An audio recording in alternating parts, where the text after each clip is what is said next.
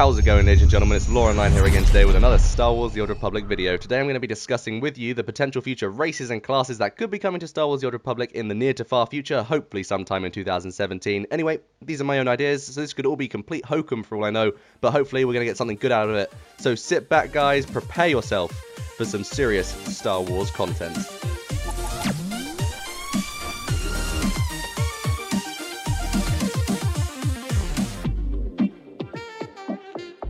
Alright, to jump right in, we're going to basically go over how Star Wars The Old Republic has handled races thus far. Of course, we've had the Cathar race, which was added with the Rise of the Hutt Cartel expansion, and of course the Togruta race, which was added with the Yavin Stronghold. Unfortunately, neither of the races actually have anything to offer to the game. The Cathar doesn't have a lisp or anything to sort of go with the characteristic of being a cat person, and the Togruta has no sort of differentiation between any of the other races except for the fact that you can't wear a head slot with it, which is actually, if anything, a disadvantage. So ultimately what I'm saying from my perspective is that both the Togruta race and the Cathar race are rather pointless additions to the Star Wars The Old Republic universe, and even in a character creation sense, you don't really need the Togruta because all of the Laku customizations are available on the Twi'lek, and as for the Cathar, the jewelry and all the tattoos and everything, etc., can already be created in the foundations of the regular races, such as the Ratataki. You get tons of jewelry and tattoos there. The Sith as well, jewelries and tattoos. It's basically everything that already exists in the game, and they're features that are already present, so of course there's no need to add them.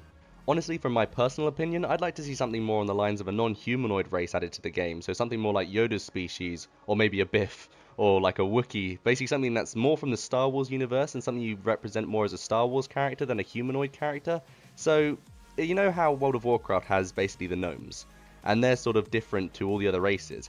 I think Star Wars needs that race, needs their equivalent of the gnome race, that one sort of model that goes against all the humanoid models. I know that's much harder to program into the game, but overall it would definitely benefit the player base, in the sense that it would actually add a more diverse range of character customization, so you wouldn't have people who are just humans or just Mirialans. You'd have like a race that is completely different. It's sort of like when the Worgans were added to World of Warcraft.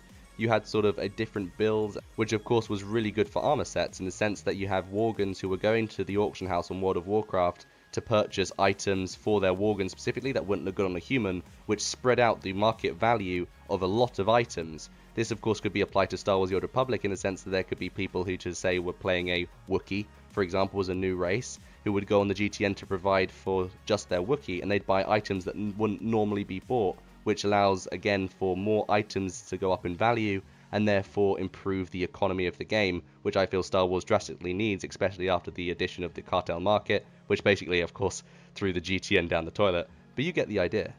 Anyway, that's enough of the intro. We're going to jump straight into the video now, and I'm going to start off with the basic races that I feel could be added to improve the game. I'm going to start off by going into the unrealistic races, so races that I don't think will be added because the models are very significantly different to the pre-existing humanoid models and may prove a complication to sort of implement. I'm then going to go over the ideal races that have a good balance between humanoid and sort of in-depth lore analysis, so in the sense they could be added to the game, but they may not be too humanoid, but the lore sort of fits, so it could work, you know, sort of like the middle ground races. And then I'm going to go into realistic races that there's a very strong chance BioWare will add at some point in the near future, because they have humanoid models and they have really good diverse lore that fits in with the time period. So to start off, I'm going to go into the unrealistic races. Right, so to start off with, this playable race is actually a fan favourite, and there's been a lot of controversy about this on the forums. A lot of people generally think this could become a playable race in lore, and yes, there is actually a lot of lore to justify it. Nevertheless, it doesn't really make sense from a character customization perspective, but here we go, it's the Jawas. I know, the thought alone makes me laugh a little bit, but Jawas actually have a justified reason to become Force users, as in the Sith Warrior campaign.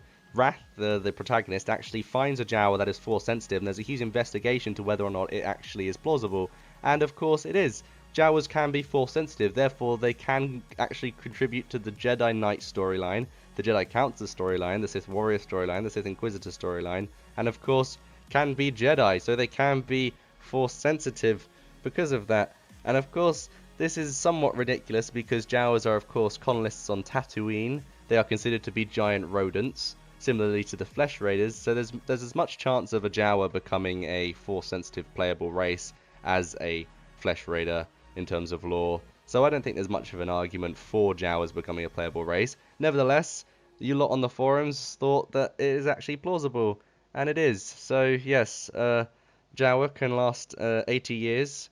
It can live for a very long period of time, and therefore it would make sense in terms of the Fallen Empire expansion. They wouldn't be dead by the time the expansion occurs. Of course, they are 1 meter tall and an exact scale replica of a humanoid, but in a small version. So armor, in terms of coding, could be just shrunk down to fit Jawas. At the same time, character customization would be a bit of a struggle because Jawas, of course, only have one appearance, and that's their robes and their eyes. And unless they allowed the players to change the eye colors or change the robe colors, it would be rather pointless for them to add Jawas, as it wouldn't really appeal to the fan base's need to customize their characters, and of course would probably diminish the point of an MMO having, customizable races. So for that reason alone, I don't think Jawas will ever be in the game, but it is plausible. Right, so moving on to a race that makes a little bit more sense logically. This race already exists in the Star Wars: The Old Republic universe, so the models are already there, and of course they actually apply their storyline and narrative to most of the already existing Star Wars: The Old Republic classes. So this race could actually be applied to the Jedi Knight relatively easily, or of course the Sith Warrior with little to no issue or effort. So this race is of course the Ithorian. There is a lot of backing for the Ithorians as an actual race in the Star Wars: The Old Republic universe that could become playable one day, purely because the models already exist, and of course they are very well justified in Star Wars lore. Of course in canon you have the Clone Wars era, where there is actually a child Ithorian with a group of younglings who is undergoing training, which justifies a logical and canon reason for them to implement him into Star Wars: The Old Republic. Furthermore, the character model, as I said, already exists, so it wouldn't be that much effort or hassle, and there are different variations of the character model already in the game, so there is a much more, there's minimal effort for them to undergo in order to implement the character customization, so that is another reason in favour of the Ithorian race to be added. However, despite the humanoid structure of the Ithorian, the actual neck itself is very bulky and large, and therefore very difficult to implement with other armor sets, which might prove problematic for the game. Of course, they've already done this with the companion and made it so armor sets will work with him, but at the same time you don't get hoods or head slots, which is a huge disadvantage, and as it is, with Togrutas we can't have head slots, but to remove hoods as well would be an even bigger struggle, and I'm not sure if I'm willing to sacrifice all the head slot features overall just for a race in the game, so I'd rather they made a race that would actually be able to wear various helmets and armor sets. Right, so moving on from the Ithorian, because I don't really feel that there's much hope for them becoming a playable race, I'd like to talk about the Selkath, because the Selkath have a lot of lore behind them that is already existent in Star Wars: The Old Republic, of course, with the planet of Manaan. And with Manaan, they could actually implement maybe an expansion where both the Selkath and the Manaan Stronghold comes out together. I'd like to think in a double combo package, similar to how the Togruta and the Yavin 4 Stronghold came out together. And with that, I think they could probably bolster, like as a marketing point, they could get their community to build up from the Selkath expansion, because it's good for like KOTOR players coming back to Star Wars: The Old Republic. It would give them reason to sort of get back into the game, because of course the lore is very similar. And with the Selkath as well, you'd have less issue sort of adapting the armor sets to their body structure, because it's very similar to humanoid, unlike the Ithorians and Jawas. There is much more, I think, hope for the Selkaths becoming an actual playable race in Star Wars: The Old Republic than the other two choices so far. Right, so moving on to the very last race I want to mention in this section, the Rhodians are the green-skinned humanoids from the planet Rhodia. They actually have very little chance of becoming a playable race in Star Wars: The Old Republic, I personally think, because the Rhodians ultimately don't have the ability to be force sensitive. There are instances where they have been, but it's not confirmed in canon, and they'd have to confirm that in canon in order to make the Rhodians a force sensitive race in Star Wars: The Old Republic, which I don't think they're likely to do, as Star Wars: The Old Republic was recently just, called to Legends, and there's not much chance of it becoming canon ever again, because the lore is so in-depth and complicated now. Ultimately, Rhodians as well would then have to only fit into 3 storylines, and that would be the, of course, Bounty Hunter storyline, as they are considered space pirates, the Imperial Agent storyline, which wouldn't make much sense because a Rhodian agent wouldn't be as fun, and of course the Smuggler, which would be plausible, but a good Rhodian is very rare. Also, in terms of character customization, all Rhodians have to sort of have either blue or black eyes, which is very limited, and of course they all have large round pupils, the boring snouts, the pointed ears, the antenna, and the green scaled skin, so you're not really able to have the different color variations of Rhodian, which would of course make the character customization a bit dull, and therefore I don't think it's worth attempting to even consider implementing the Rhodian race. Right, so that's all the unrealistic races that I feel personally won't ever be added to Star Wars: The Old Republic. There's a lot of controversy on the forums, so that's why I quickly covered them all, because I know it wasn't really necessary for the sake of this video. but these races I don't think will ever make the cut. Very sorry, but you guys on the forums wanted me to justify it, so I thought I'd give it a shot. So there we go.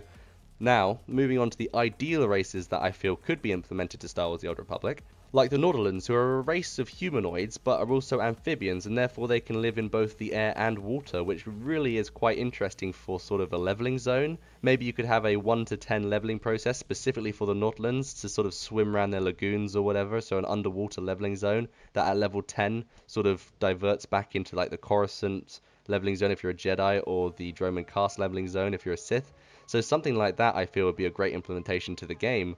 And of course, in lore, the Nautilans can be Force users, which allows the Jedi Knights, of course, to accept Nautilans' race as sort of Force users, and of course the Sith can accept Nautilans' race as Force users. Of course, they'd be considered aliens, but it's still justified in canon lore with, of course, Kit Fisto in the Clone Wars.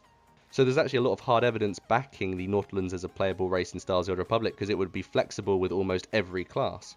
Kalish is actually General Grievous's race from the Clone Wars. They are a race of noble warriors that are all about sort of bloodshed and fighting each other. They often went off in tribes and declared civil war. You'd have these huge fights 24/7 with this race, so they're very bloodborne and it's all about battling. And I feel because of that they'd make a perfect Sith race.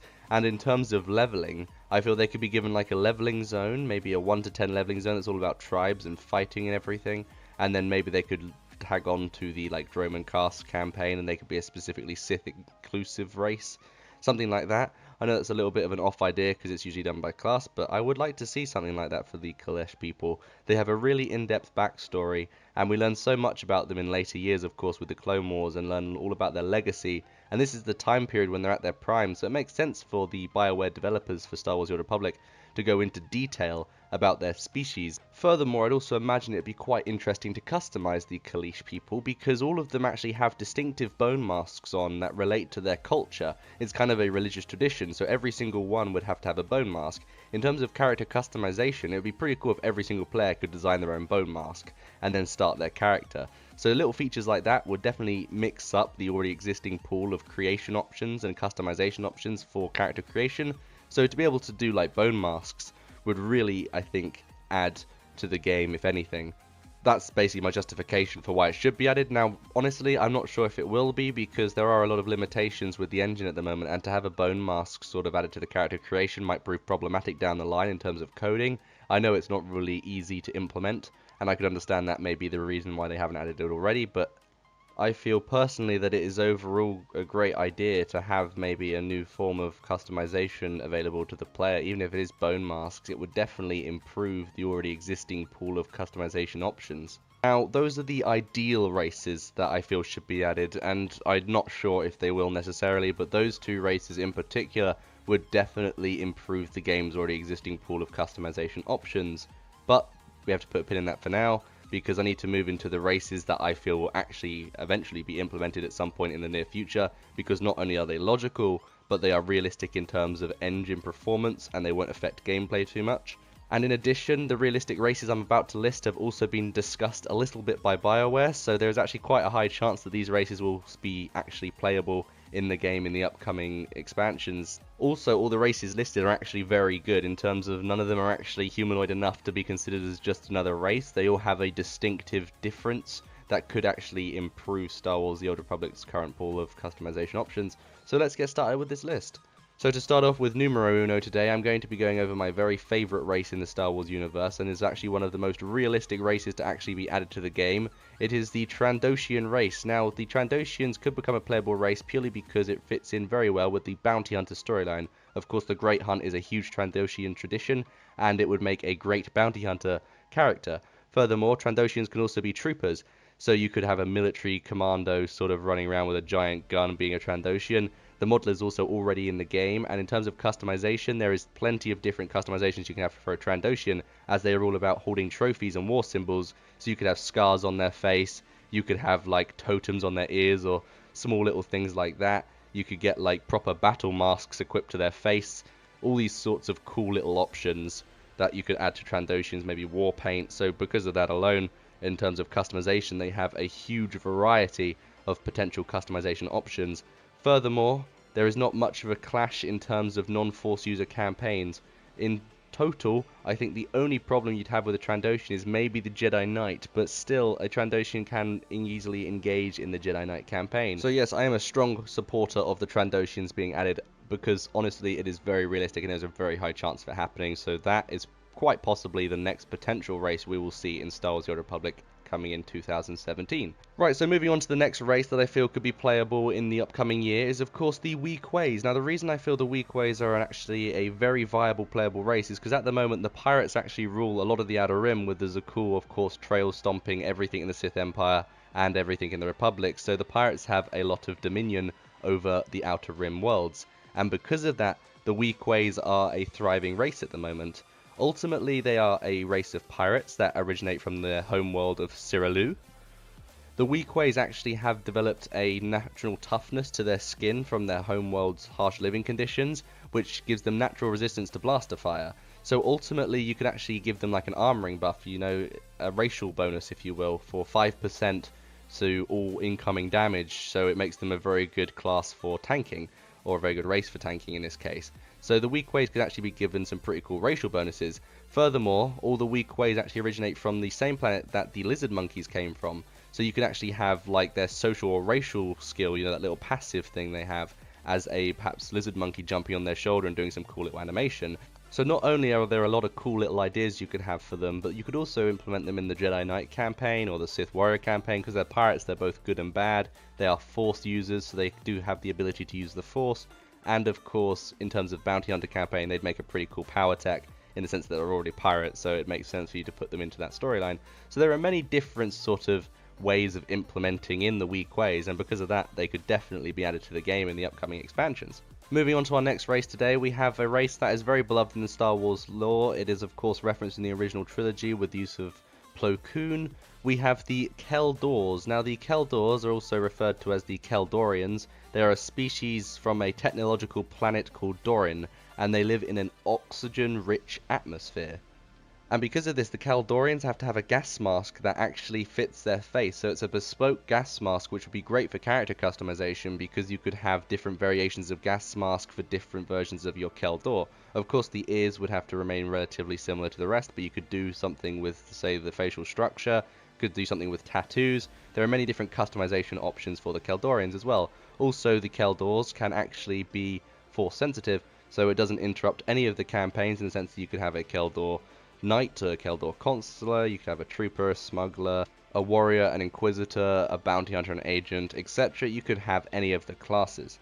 Ultimately, my selling point for the Keldor is the fact that they can have a variation of skin colors, so you don't have to keep to like the peach color that you get in the original Clone Wars. You can also have crimson red, for example. You can have some really drastic colors, which of course adds a lot of variation to the MMO, especially like if you have a race like the Chiss. Most people who are Chiss obviously have to be a variation of the color blue, whilst if you were a Keldor, you could have a multi-color variety of different variations of race color. So it's that sort of thing. You can have players really making themselves distinctive in comparison to one another, because they can choose these drastic color alterations, and because of that, the Keldors are a real selling point for me, because it adds a lot more diversity to the game in terms of differentiation between certain players, and less people look exactly the same as one another. So ultimately, yeah, Keldor's definitely a realistic race. Next up on our list, we have the Foulleen. Now this is a race of people who basically can live for 250 years, which may prove problematic in Star Wars lore, but overall it doesn't really affect anything, especially with the Fallen Empire only lasting 10 years. There are a couple of races that die after 25, so of course they won't be able to be added. But the Foulleen specifically can live for 250 years, sometimes 300 to 400 if you know, they're lucky, which is pretty crazy. So they're basically like this immortal race of badass, sleek, sci-fi, exotic looking.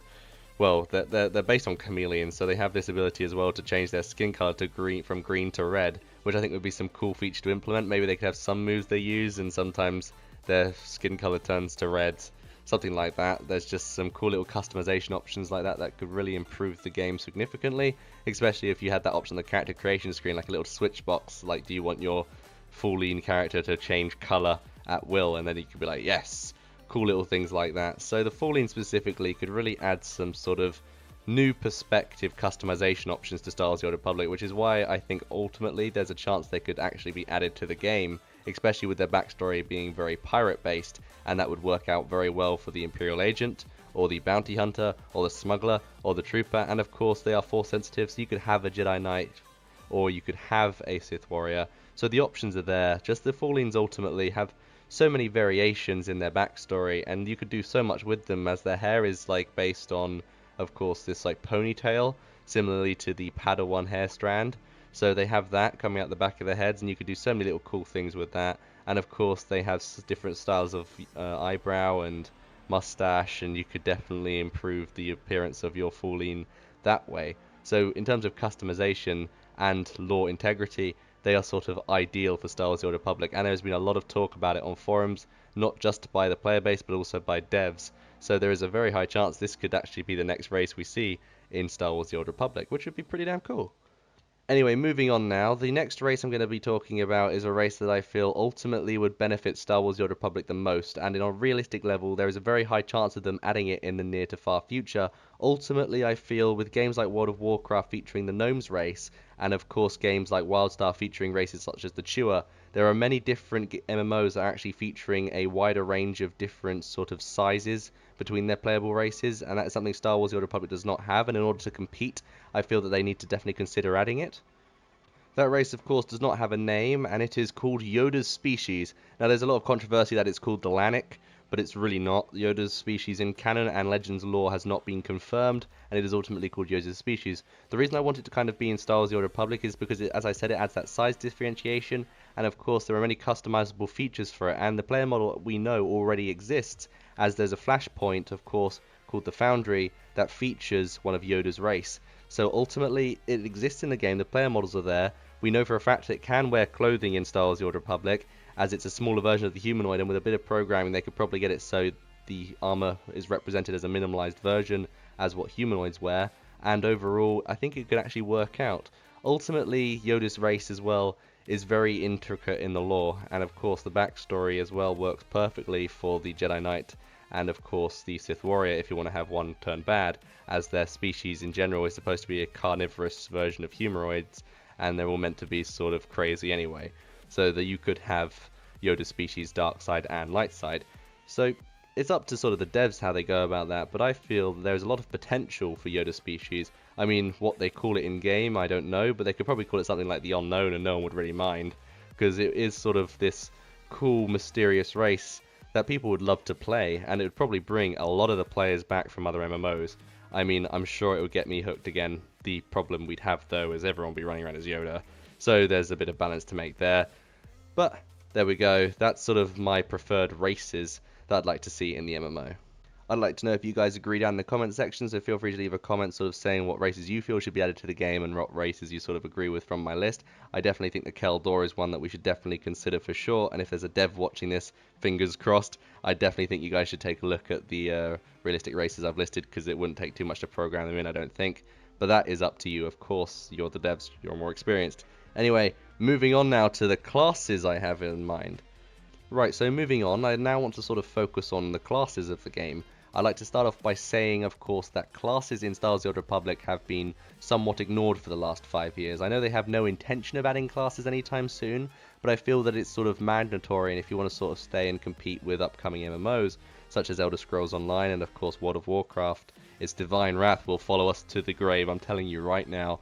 Anyway, with the classes currently in Star Wars The Old Republic, we are limited to, of course, 2 Force user classes for either the Empire or Republic side, along with 2 Gunslinger classes, whether that is the Trooper and Smuggler, or the Imperial Agent and Bounty Hunter. So there is a very limited pool of classes there, and I feel that they need to sort of add a class to sort of re-encourage hype in the game, the same way World of Warcraft had the Demon Hunter sort of bring life to the Legion expansion. I'm pretty sure without that the expansion wouldn't have gone as well as previous expansions.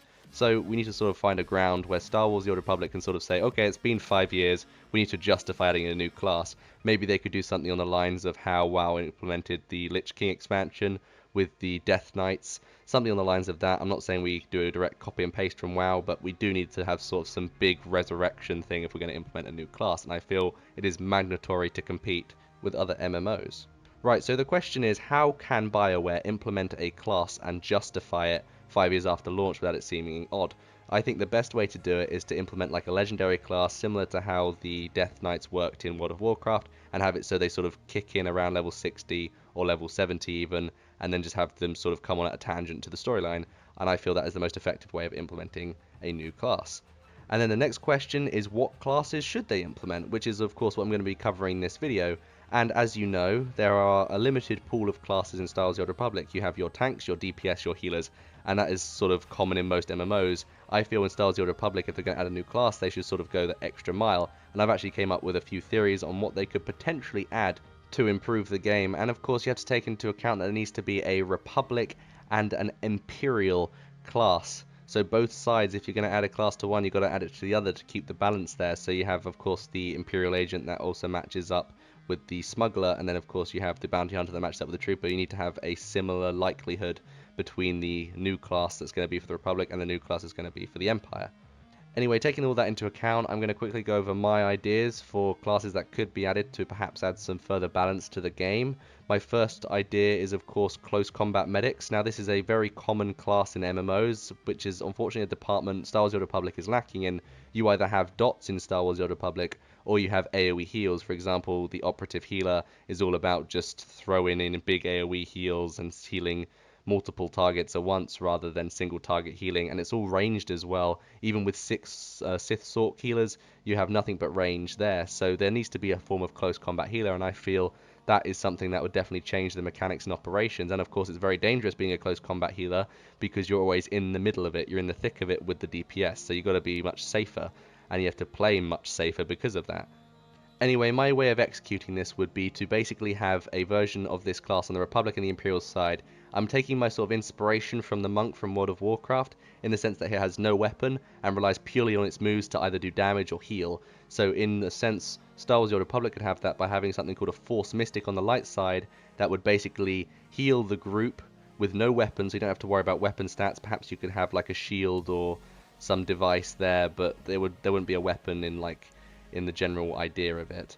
So ultimately the class would focus on just healing or doing mass DPS. There wouldn't be much tanking there. It's all about, being one with the Force. It would have very unique move sets. It would be like single target heals mainly, and maybe multiple cleanses, like the first class to have multiple cleanses, a self cleanse and other cleanses. There could be shielding involved, so perhaps you could shield your companions with like a Force shield or something like that. And in terms of DPS, perhaps you could have a little bit more CC than most classes, and I know CC is a pain in the ass in PvP, but perhaps you could have multiple types of CC like you do in Elder Scrolls Online. You have a roll CC and you have a lock CC, so you could have that perhaps in Star Wars The Old Republic. And then on the dark side, I'd have, the Imperial side, I'd have a Sith Alchemist, which could be similar to the Night Mothers from Dathomir. You could have, this green sort of Sith spirit magic in the Sith Alchemist's sort of utility of moves, and it could all be about healing your teammates or corrupting the enemy, or perhaps summoning undead adds. That's not very common in Star Wars The Old Republic at the moment. You could have like undead come out the ground and do some extra damage, or you could have it like you possess certain adds in opses and they could fight bosses. It'd be really good for operations. You could have group cleanses, which could be a new thing, a new feature, something on those lines. It's just a Sith Alchemist, I know for a fact, is a very big part of lore, and in this time period they're supposed to be very predominant, but you don't see them very often, despite it being sort of the time in lore for Sith Alchemists. So I'd like to see sort of Force Mystics and Sith Alchemists maybe as the monk equivalent for the Republic and Imperials. Anyway, that's sort of my idea for a close combat healer. I think that would add a lot more balance and diversity to PvP and of course PvE with operations. I'd like to see something like that perhaps implemented. If not, I can understand it be a bit more complicated to sort of put something like that in the game, especially considering he has no weapon and there's no sort of default layout for someone with no weapon yet. So, I'd like to see how that goes. Anyway, that's enough of my first class idea. If I could choose between that first one I just mentioned or the one I'm about to mention, I'd definitely choose the first one, purely because the idea of a Sith Alchemist and a Force Mystic in Star Wars The Old Republic would significantly improve the game, and it is a fan favourite, especially the Sith Alchemist. The idea of having the access to like Dathomir magic would just, I think, blow my mind. I'd be creating characters every day just to try out the Sith Alchemist over and over and over again. But anyway, that's enough of that idea. And now I'd like to move on to my second idea, which is an idea that I feel is quite original actually. There is a version of this class sort of in the game called Wildstar, but the way I want to execute it is very different in Star Wars The Old Republic, and that is a class called the Engineer, which can be both a DPS and a tank. And the way I kind of want it to work is I'd have a version on the light side called the Contractor, and of course the version on the dark side, which is called the Specialist. And the way the Contractor would work is he'd of course be a light side version of the Engineer, which would basically mean building DPS turrets, sort of building tank turret taunts, so like a ad maybe that he builds, and then it comes forward and basically just taunts the hell out of the boss, so the boss tries to focus the ad, which sort of works as a substitute tank. And then of course you'd have the Specialist, which would be the dark side version and rely much more on CC, and sort of in PvP you can implement a perhaps interrogation droid, and what it does is it grabs people in a CC and does progressive damage to them for 8 seconds unless they sort of get out of it, so they need to escape from that and interrupt it as soon as possible. And then of course I'd probably give the Specialist a charge move, maybe he charges a laser gun up as one of his ultimates and you have to actually interrupt a player, something like that, you know, something really cool and distinctive to PvP. And the Contractor would have sort of a similar build in PvP, but he'd maybe have landmines or something, a stationary mine that you can put down that would be invisible, and sometimes a player would just stand on it, it would stun them, blow up, and do a short burst damage, and during that stun period other DPS could DPS them down and kill them. So, you know, perhaps a little bit of a surprise to PvP, gives, you know, something more to watch out for, and encourages much more use of the search for stealth probes, you know, that move that no one ever uses. So stuff like that I think would definitely add to the PvP and PVE of the Star Wars game as it stands at the moment. And there we have it, guys. That is basically the idea that I have behind races and of course classes in Star Wars The Old Republic as it stands at the moment. I really hope you guys have enjoyed this video. I've put a lot of work into this one. It's been one of the hardest videos I've had to make. It does take a little while to come up with all these ideas and sort of plan them out into an actual video, especially if it's going to be about 30 minutes long. So I've put a lot of work into this one ultimately over my last discussion video, which was now a month ago. That's how long I've been editing this, Jesus. So yeah, that's basically it. I really hope you guys have enjoyed. I'd love to hear what you guys think of my ideas in the comment section below. If you think they'd improve Star Wars, that's great. Tell me how you think that would improve Star Wars. And if you think, in fact, those ideas wouldn't improve Star Wars, I want this race in the game or I want this class in the game, it'd be a much better addition, then feel free to tell me that as well. I'd love to hear what you guys think. Anyway, thank you all for watching. It means so much, and I will see you all next time. Bye, guys.